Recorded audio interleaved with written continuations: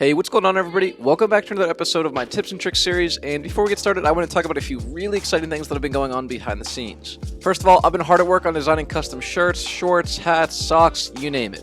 I don't plan on releasing any of my merchandise for a few months because I want everything to be perfect, but when I do, just know it's going to be fire! Also, in addition to that, I created an Instagram account that I'm trying to be active on. I plan on posting highlights of each video, snippets of videos before I release them, and other cool stuff like that. So if you have an Instagram account, be sure to saucy boy a follow. And last thing, I recently got a Discord, and I'm always online, so if you ever need to contact me, whether it's about business or you just want to drop in and say hi, that would be the place to do so. Anyways, let's get into today's video. Many people have messaged me and asked me to do a video on how to rank up, or how to improve their aim, or even simply how to control recoil. This video is going to help you with all three of these goals, so without further ado, let's talk about 5 tips that will make you instantly pull more kills in Rainbow Six Siege.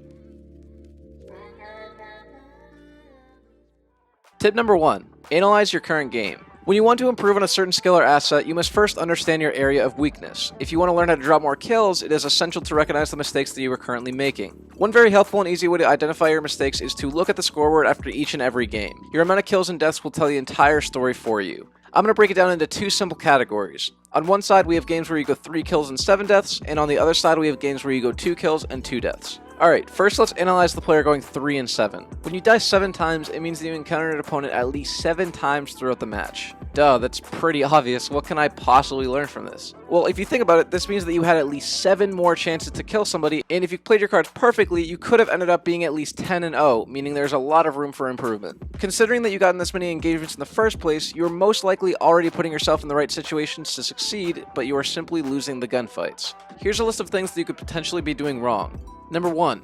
Being too aggressive. When you encounter an enemy, you are immediately given several options. You can either challenge them, flank them from a different route, or simply fall back to the objective. If they are holding a really tight angle, the last thing that you want to do is challenge them because they are already in perfect position to kill you. From your point of view, not only do you have to aim perfectly to land that pixel peek headshot, but you will also need to expose your body to peek them in the first place. In this clip, I clearly have the angle on the attackers, but for whatever reason they continue to peek me. As you can see, all of their bullets are flying to my right because they simply do not have time to line up their shot. While they take the time to blindly shoot in my direction, their body becomes exposed and I can easily pick up the kill. It's glass, he's in cafe. Should be able to get him right here. Suck my dick. Mistake number 2. Not playing smart. If you're rushing every round or you refuse to drone out the rooms before entering, that could be a major factor as to why you're racking up a high number of deaths. This game is hard enough already, but it becomes even harder when you have no idea where your opponents are. Mistake number 3. Being too predictable. As I play more and more at a higher level, I've come to realize that 90% of experienced players act the same way, meaning after a while their gameplay becomes predictable. One main difference that I notice when playing against newer players is that they are surprisingly way more unpredictable than Plats and Diamonds. There are many times where my friends and I have said, why is there even a guy there? And while this strategy may simply be because of inexperience and lack of map knowledge, it is still insanely effective because your opponents will never know where to expect you and it will always keep them on edge. Also, if you're into spawn peeking, never spawn peek the same place twice. After the first time, the enemy will expect it and will be able to easily pre-fire your location. Mistake number 4. Lacking confidence. If you have no confidence in your shot, your aim could start to shake and that's where the potato aim begins to roll out. Be confident in your ability to shoot your opponent, but do not confuse this trait with cockiness. Confidence is what gives you the assurance that when the time comes, you will be able to finish the job, but cockiness is what makes you try to finish the job before the right time comes. Mistake number 5. Lacking situational awareness. If you're unaware of your surroundings, you could be walking aimlessly around the map, and before you know it, you get interrogated by Caveira and your team suffers immensely. Learn to always spot the objective to know where you're going, use your drone to clear out rooms and locate roamers, and never ever ever under any circumstance run around alone if the defending team has a cav. If you have a teammate with you, they can save you when the cav tries to interrogate, which will not only save your team from an interrogation, but it will also save you a death on the scoreboard and you get another chance at life. If you do find yourself in an engagement, it's even worse to not recognize who you're fighting / going up against. For example, if you're on defense holding down the objective and you hear an SR-25, you should immediately know not to peek because it's Blackbeard. I've seen this way too many times where a teammate peeks Blackbeard, survives, decides to re-peek him, and dies. Mistake number 7. Poor positioning. This tip more so applies to players that are going 2 kills and 2 deaths, but anyways, let's get it. So, there are 2 types of positioning, one being your location on the map, and the other being your stance entering a gunfight. If you position yourself halfway across the map where no player is located, you are obviously never going to see any action, thus never getting any kills. On the clip on screen, we see a new player aimlessly walking around while the rest of his team is fighting the opponents near the objective. Again, this is why I stress the importance of map knowledge and situational awareness. Now, the second type of positioning comes into play when you enter a gunfight. If you blindly walk into a room without droning or ADSing, it is going to be much easier for the opponent to kill you. However, if you are always on your toes, ADSing around corners, and listening to movement, it is going to make it much harder for anyone to kill you. No matter where you are on the map, you should always be expecting to get into an engagement with the enemy. You 100% need to be ready because if you get caught off guard, chances are the other player was ready and will already have a large jump on you. Anyways, the main point that I'm trying to make is if you have poor map positioning, you will most likely never run into any opponents, hence the low kills and low deaths at the end of the game, but if you do find any opponents and you have poor positioning in the gunfight, you will most likely die, hence the low kill to high death ratio. Now, let's analyze the player that gets 2 kills and 2 deaths. Whenever this happens, it doesn't necessarily mean that you have bad aim or don't have any map knowledge. Sometimes these games just simply occur. You can't always go 7-2, and everyone has a low kill game every once in a while. However, that still doesn't mean that there isn't anything you can do to prevent these games from becoming a common occurrence. As I already mentioned, my main tip would be to place yourself in spots where you will get more action, but just be smart about it. Another suggestion I have is to step out of your comfort zone. Almost everyone has a main operator, which is perfectly okay, but far too many people rely solely on that one operator. This dependency hinders your ability to grow as a player because you will never learn how to play with other operators and you will never expand your game.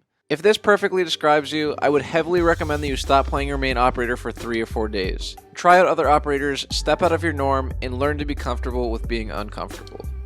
Tip number 4. Find your ideal sensitivity. Aim is an enormous part of this game, especially on console where it is very easy to miss your shot. In my other tips and tricks video, I went over my personal settings and I also gave out some pointers that will help you improve your overall aim. I definitely recommend checking that video out right after this one. The link to it will be in the description as well as at the end of this video. However, one thing that I did not mention in that video is that it may take several days or even weeks to find the right sensitivity for you. Personally, when I was trying to find and adjust to my sensitivity, my main goal is to flick on opponents. If this is something that you're interested in, I offered some in-depth advice in my other tips and tricks video. Tip number 5. Play with a team. Having communication in this game is crucial because you gain intel as to where the remaining opponents are. It is extremely helpful, and this alone could be the sole factor that makes you go from averaging 3 kills per game to averaging 6 or 7 kills per game. Take this next clip for example. Who wouldn't want these top tier callouts?